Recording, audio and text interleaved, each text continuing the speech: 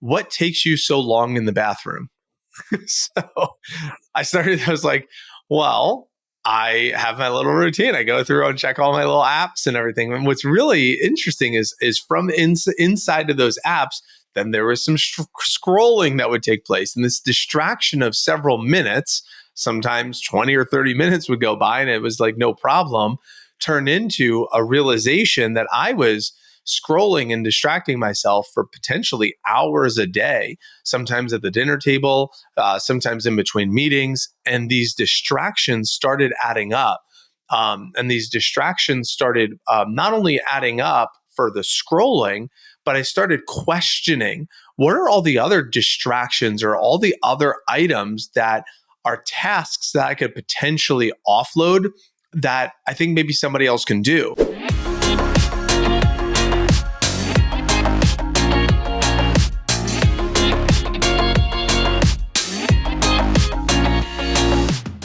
Welcome back to the Better Than Rich Show. I am Mike Abramowitz, and we're going to take a little bit of a different twist today. I've been doing a speaking tour recently, and my goal, which was between September of 2023 until February of 2024, is to do 100 speaking engagements during that time frame.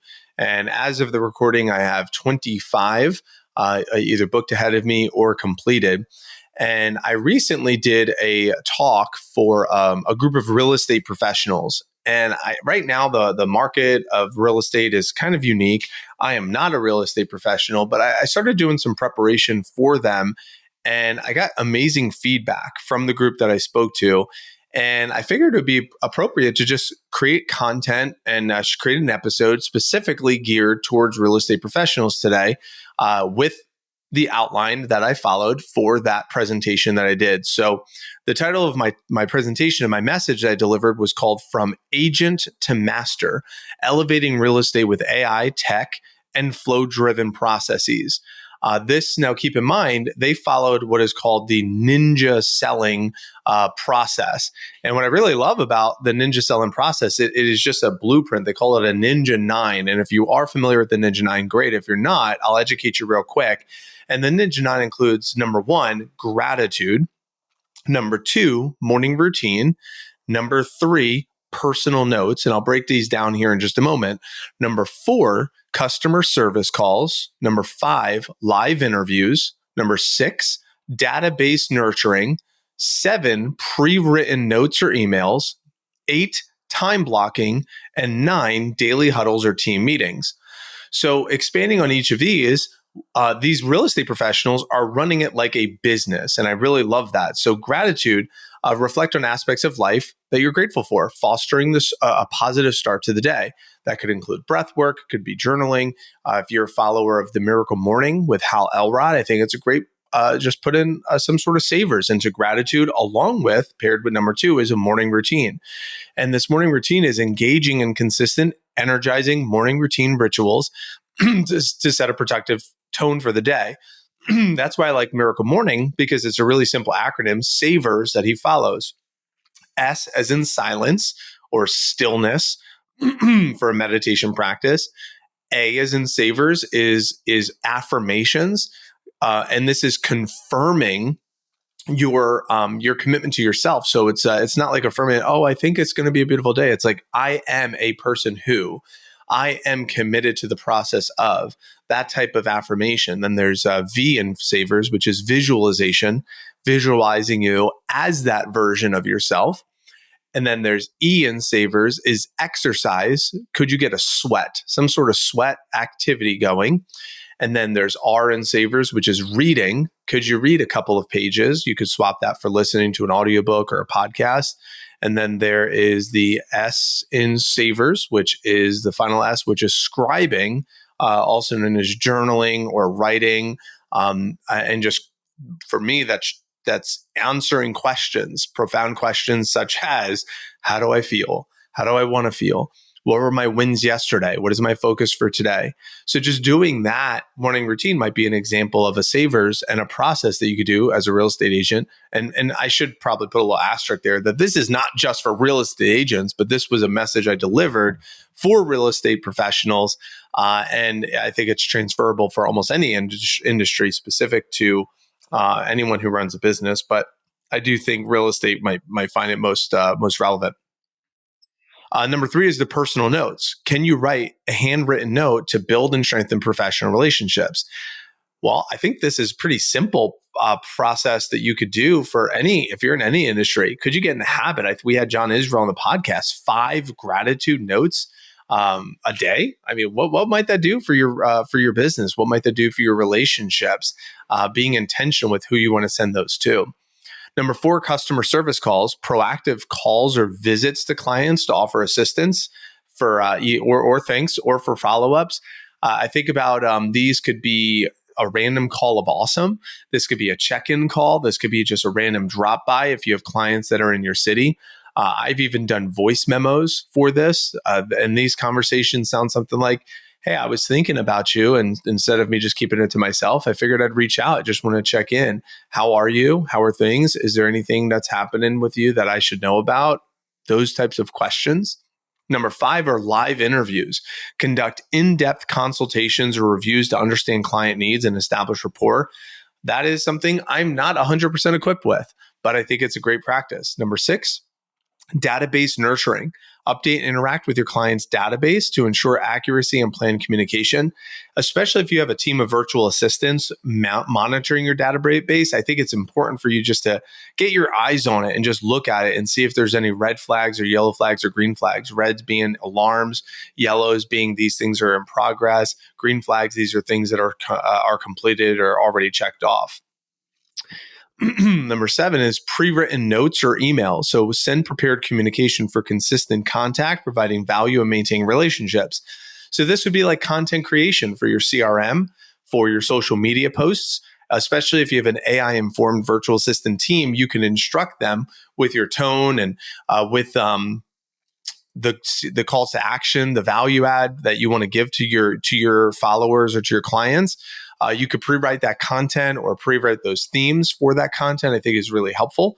Number 8 is time blocking. So allocate specific time periods for crucial income generating activities and personal growth. So how can you make sure you're protecting your time and creating those boundaries in your schedule? I think about morning routines, which we already talked about, but what about your evening rituals? What about your personal day? What about designated family time? What about designated strategy time? What about designated time that you're working in the business, like you're actually fielding calls or having consultations or doing meetings, and then designating time for working on the business of when you're getting into the creative space. So just having those boundaries and putting those time blocks in your schedule. I really like Dan Martell's blueprint for the perfect week. That was really helpful for me. And then number 9 is daily huddles and team meetings. Participate in daily team discussions to share successes, address challenges, and align on daily goals. And that's assuming you have some sort of team. But if you don't, maybe you've established a running mate or a partner that you are also doing business with, but maybe alongside. I think these are really great strategy sessions, conversations, accountability meetings. These could be, again, daily and weekly type of setup. So I love that Ninja trained real estate professionals have this type of model that they follow. And I thought that was really appropriate. And if you don't have a model you follow, maybe it's not 9 things, maybe it's 3 or 4 or 5. Maybe you could pick a couple of those and use them for your business. So then I went into asking these agents, what parts of your business do you love the most and why are those your favorites? My sister, being a real estate agent, I asked her this question. And she said, what I love the most is that these clients end up becoming like part of the family. And she told me a story that she recently had a house under contract for an elderly woman. And the elderly woman was getting stuck with certain things. So she called my sister, and my sister went over her house a few different times. She cleaned up for her. She treated her like family. And the woman says, you're now my new adopted daughter. And my sister said, that's what I love most about what I do is I feel like I'm called to help these elderly people with their real estate needs. So I thought it was beautiful. So client relationship was something that was a common theme there. And then I went into transitioning and explaining to them, it's like, I love a lot about business and being in business that you love. But unfortunately for me, I realized I had an addiction. And I share with them that the addiction I had was scrolling through my cell phone on social media, like Facebook. I had my little routine: Facebook, Instagram, LinkedIn, WhatsApp, Gmail, and then Outlook. And it was just this distraction. Now, I didn't know I had this distraction. It actually started when my wife asked me a question. It was a very profound question. And it was, what takes you so long in the bathroom? So I was like, well, I have my little routine. I go through and check all my little apps and everything. And what's really interesting is from inside of those apps, then there was some scrolling that would take place. And this distraction of several minutes, sometimes 20 or 30 minutes would go by and it was like no problem, turned into a realization that I was scrolling and distracting myself for potentially hours a day, sometimes at the dinner table, sometimes in between meetings. And these distractions started adding up. And these distractions started not only adding up for the scrolling, but I started questioning what are all the other distractions or all the other items that are tasks that I could potentially offload that I think maybe somebody else can do, including posting on social media, sending reminder messages, responding to emails, clearing out my social media inboxes, handling client inquiry responses, setting up appointments for me. And from there, it's allowed me and a lot of our clients and our students in Better Than Rich with our operator owner curriculum and our program that we teach on our education product, and also with our AI informed virtual assistant services, we help these students, these clients get so much of their time back by offloading these types of tasks. Because I don't know about you, but I have felt in the past where I felt like I worked 24/7, even though like I was so against working a 9 to 5. And that's essentially what happened. I felt like I was on demand constantly, and then overwhelm would settle in for me. I felt like my energy levels would drain. My focus was constantly shifting. I was doing tasks because they were easy because my energy level was so low. I was doing mindless activities just to pass the time. And this disengagement started showing up with my health, my relationships. And I asked the group, I said, so with that being said, I knew that was happening with me. What parts of the business do you love the least? Like, why are these things your least favorite? And an overwhelming response came under the umbrella of a lot of the same stuff, which is the distractions of admin, the distractions of having to be everywhere all at once, constantly answering my phone all the time. These were some things that were coming through. And what we realize is that most people, when they enter business, they had this realization of like, I just have to work all the time. The harder I work, the more returns I get. Rise and grind, burn the midnight oil. Like these were the types of things that we were exposed to entering into the business arena. But realistically, that's not the truth. So we bought a lie. and what I've realized and what we talked about in this session is that like we could multiply ourselves. Like right now, while I'm recording this conversation, I have a team of 12, probably 12 people managing my life. I have someone managing my Outlook, my Gmail, my Facebook inbox, my LinkedIn inbox, my Instagram inbox, my TikTok inbox, my Twitter inbox. So those 7 are handled, and then creating social media content, the production of our podcast and these recordings, and then taking these podcast episodes and chopping them up into reels as a video editing team. And then there's someone else who's doing the captions and the tags and the optimizing of the tags and the captions. Then there's someone else who posts that onto the social media platform. So it's like, that's at least 12 right there off the bat. So imagine what that freed me up to do to be able to work on the business, to leverage AI-informed virtual assistants, to work in my tone, to have direction for me. It's been really wild to think about. So what we did as a company is we actually created a quiz, and you could feel free to take this quiz if you'd like. You can follow along with me. And you could go to betterthanrich.com/quiz. And I did this with the group as well. We actually created it for this exact purpose. So that way you can create awareness. So it's almost like 10 journal questions. You could call it a quiz, but it's really 10 journal questions to get you as the listener to just question and poke out a couple of things. So the first question is, how do you typically start your workday? Now, granted, on the quiz, if you're following along, there's 3 questions. You just pick one. But I think it's probably relevant for you to write that question down and actually describe how do you typically start your workday. Most days You could pick one of the three, which is sorting through emails and handling minor tasks, planning and strategizing for long-term business goals, or putting out fires and dealing with urgent matters. Well, those are probably the three typical, but maybe there's more for you. The second question is, what's your role in daily business operations? You might want to journal that question.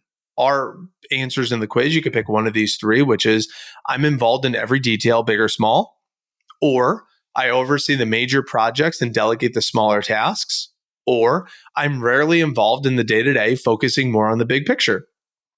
Question number 3, when it comes to decision-making in the business, how would you describe your approach? Great journal question. The answers on the quiz could be A, I make most decisions myself to ensure things are done right. B, I discuss with my team and take their input, but have the final say. Or C, I trust my team to make decisions. They consult me for major ones. Question number 4, how do you handle new opportunities or projects? I handle them personally because I know the ins and outs of the business. I'll consider them and assign them and a suitable team member. I rely on my team and assess and handle new opportunities. Next question, what's your primary focus right now?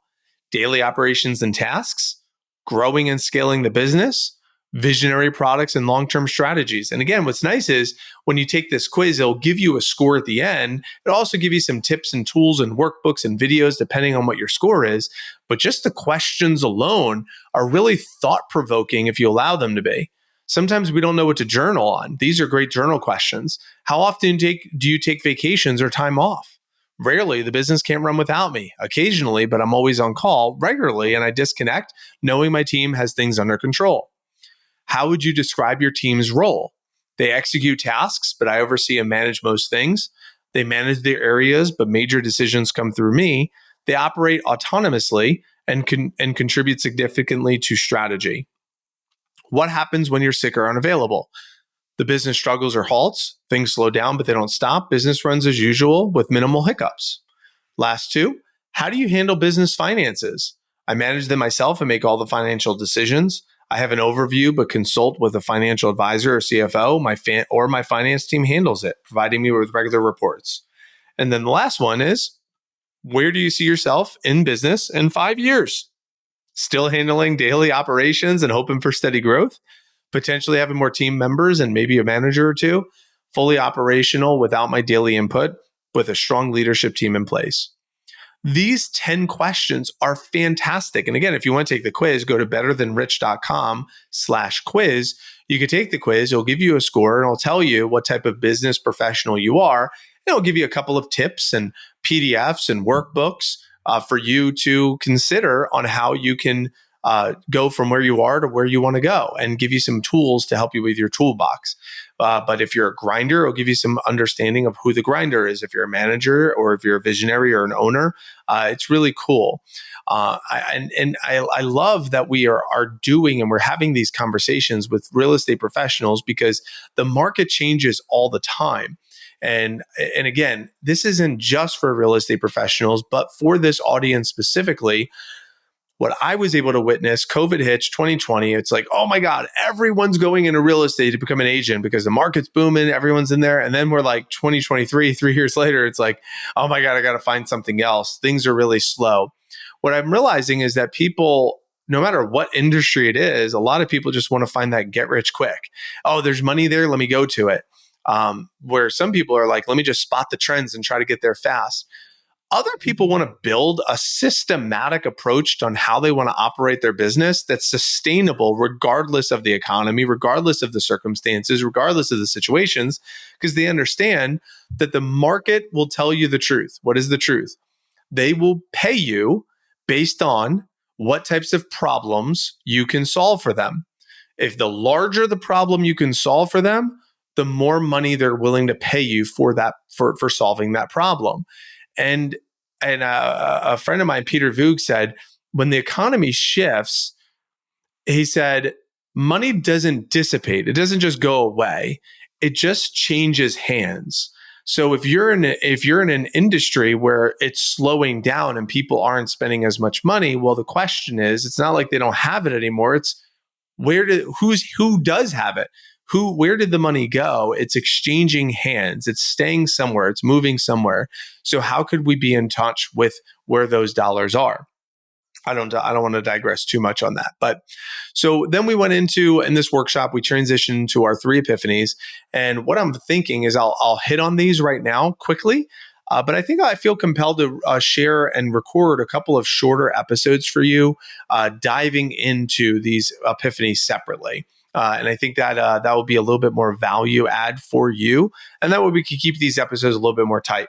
But the 3 epiphanies, number 1 was you must know what your time is worth and be willing to use team and tech to get everything under that target hourly earnings off your schedule. That's number 1. We could call these secrets, epiphanies, tips, tools, but that's number 1 for these agents and really for anyone. Number 2 is you must harness artificial intelligence, AI, in order to stay competitive. And the good news, it's not hard.